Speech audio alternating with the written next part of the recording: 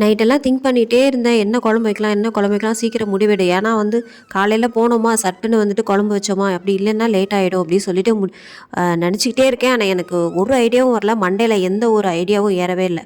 சரின்ட்டு காலையில் எழுந்திரிச்சு பார்த்தா என்ன குழம்பு வைக்கிறது கொஞ்சம் நேரம் யோசிச்சுட்டே தான் இருந்தேன். அப்புறம் பார்த்தா 2 நாளாக ரசம் வைக்கலையா ரசம் வைக்கலான்னு என் ஹஸ்பண்ட் வந்துட்டு கேட்டுகிட்டே இருந்தாங்க.